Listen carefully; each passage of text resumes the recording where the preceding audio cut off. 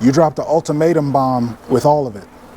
She's cold out there shaking and shit outside the bubble, not feeling right. Yo, let me know if you're done with this. I'm going west in this motherfucker. You sound like you want to get off. Let me know if we're through. Feminine.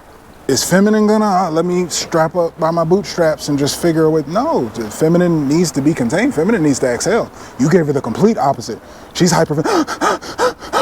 All right, you figured that shit out. I'm gonna go finish the rest of my day.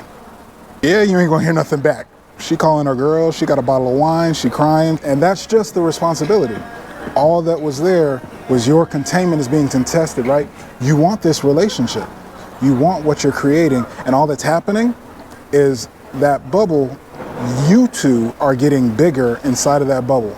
The real of the relationship that she's got to actually see and be with what your life looks like. She's got to find grounding inside of that and be comfortable with. She can't go another day, another week, another whatever with these unanswered questions in her mind, feeling to why it feels like this. I don't know, girl, he told me everything and blah, blah, blah, blah, blah.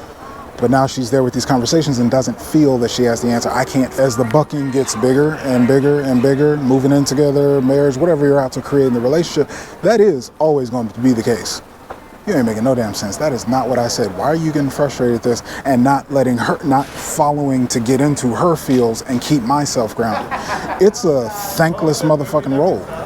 Leading that shit, they never, like once they actually get it, you know, they can only be humble enough to say, I'm sorry and thank you. There's no reward for it. That is masculine lead. That's your fucking job. That's what you signed up for. Which is why I ask you, is it worth it for you? Do you want this? Because there's responsibility to every step. Can't cry about it, can't complain about it, can't regret it. It's your creation.